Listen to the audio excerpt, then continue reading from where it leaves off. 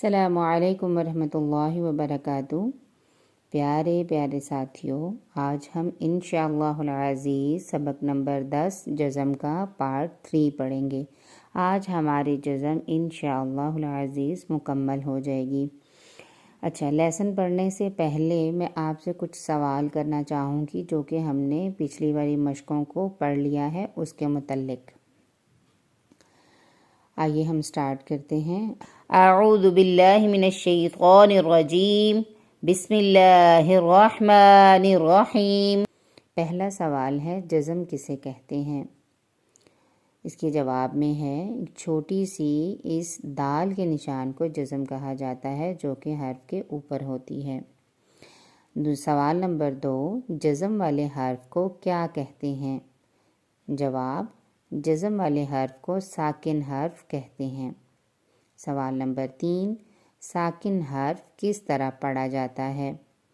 جواب، ساکن حرف اپنے سے پہلے والے حرف کی حرکت کے ساتھ مل کر ایک مرتبہ جلدی سے پڑھا جاتا ہے۔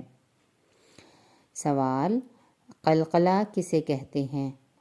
جواب، قلقلہ کہتے ہیں آواز کے منہ میں اچھالنے کو، یعنی جنبش دینے کو، ہلا کر پڑھنے کو۔ سوال، حروف قلقلہ کتنے ہیں؟ جواب، حروف قلقلہ یعنی ہلا کر پڑھنے والے حروف 5 ہیں، قاف، طا، با، جیم، دال۔ جب یہ ساکن آئیں گے تو ہم ان کو ہلا کر پڑھیں گے۔ سوال، حروف قلقلہ پر قلقلہ کب ہوگا؟ جواب، جب یہ ساکن ہوں یا ساکن کیے جائیں، یعنی وقف کی صورت میں بھی ہم ان کو ساکن کر دیتے ہیں خود سے، تو پھر جب یہ ساکن کیے جائیں گے تو پھر ہم بھی اس کے اوپر قلقلہ کریں گے۔ آئیے ہم اب ان سوالات کے بعد اپنی مشق کو سٹارٹ کرتے ہیں جو کہ جزم کا باقی حصہ ہے۔ متربۃ، نطفۃ۔ حروف قلقلہ پہ آپ نے خوب اچھی طرح قلقلہ کرنا ہے۔ حروف کی ادائیگی آپ کی بتانی چاہیے کہ جو پچھلی مشقیں ہیں اس کے اوپر آپ نے بہت اچھی پریکٹس کی ہے۔ بالاسم یثخن، تسمع، فصل،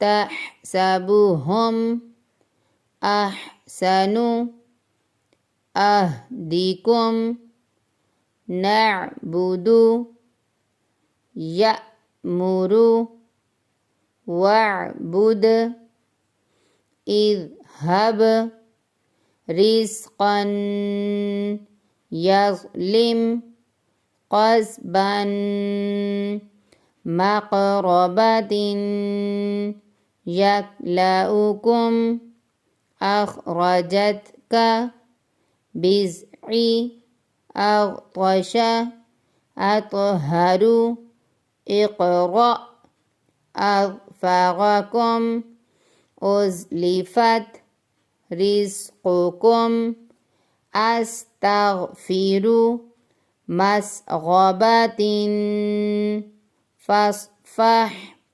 تصلیۃ، اثقلت، مثقلۃ، بإذن، تذہل، مظلما، اظہر، رأی، ظہرک، نعبد، نحن، یغفر، مخرج، ان انت، منہم، انعمت، وانحر، لمن خشی، والمنخنقۃ، ینطق، عندهم، لکنتم، انقض، ینکث۔ الحمدللہ، یہ ہماری مشق آج مکمل ہو گئی ہے۔ آپ کو ایک بات بہت اہم بتاتی چلوں کہ نون ساکن یا تنوین، یعنی نون کے اوپر جزم آ جائے تو وہ ساکن ہو جاتا ہے، نون ساکن یا تنوین، دو زبر دو زیر دو پیش کو تنوین کہتے ہیں۔ تو نون ساکن یا تنوین کے بعد حروف ہلکی حمزہ، ہا، عین، حا، غین، خا، ان میں سے کوئی ایک حرف آ جائے تو وہاں پر غنہ نہیں کرتے۔ نون ساکن یا تنوین کے بعد حروف ہلکی کے علاوہ کوئی اور حرف آ جائے تو وہاں پر غنہ کیا جاتا ہے۔ اس کو آپ نے غور سے دیکھنا ہے۔ اس مشق کے سیکنڈ لاسٹ لائن میں آپ یہ دیکھیں، ہم نے دیکھا منہم، یہاں پر ہم نے غنہ نہیں کیا۔ کیوں نہیں کیا؟ کیونکہ نون ساکن کے بعد حروف ہلکی ہے۔ نون ساکن یا تنوین کے بعد حروف ہلکی میں سے کوئی حرف آئے گا تو ہمیں غنہ بالکل بھی نہیں کرنا۔ اس کے بعد ہے انعمت، نون ساکن کے بعد عین ہے تو یہاں پر ہم نے غنہ نہیں کرنا۔ نیکسٹ حرف ہے ونحر، نون ساکن کے بعد حا حروف ہلکی ہے تو غنہ نہیں کرنا۔ اگلا لفظ ہے لیمن خشیہ، نون ساکن کے بعد خا حروف ہلکی ہے تو یہاں پر غنہ نہیں کریں گے۔ لاسٹ لائن پر آپ یہ دیکھیں ینطقو، نون ساکن کے بعد حروف ہلکی کے علاوہ کوئی حرف ہے تو یہاں پر ہم نے غنہ کیا ہے۔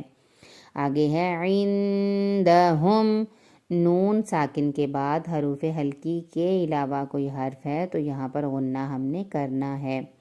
لکنتم، نون ساکن کے بعد حروف ہلکی کے علاوہ کوئی اور حرف ہے یعنی کہ تا ہے تو ہمیں غنہ کرنا ہے۔ ان حروف سے ہمیں پتہ چلا کہ نون ساکن یا تنوین کے بعد حروف ہلکی میں سے کوئی بھی ایک حرف آ گیا تو ہمیں بالکل بھی غنہ نہیں کرنا۔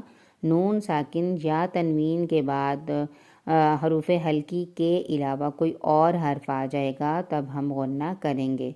انشاءاللہ العزیز اللہ نے زندگی دی تو سبق نمبر 11 کے لیے کل ضرور حاضر ہوں گی۔ اس کے ساتھ ہی اجازت چاہوں گی۔ جزاکم اللہ خیر۔ السلام علیکم ورحمۃ اللہ وبرکاتہ۔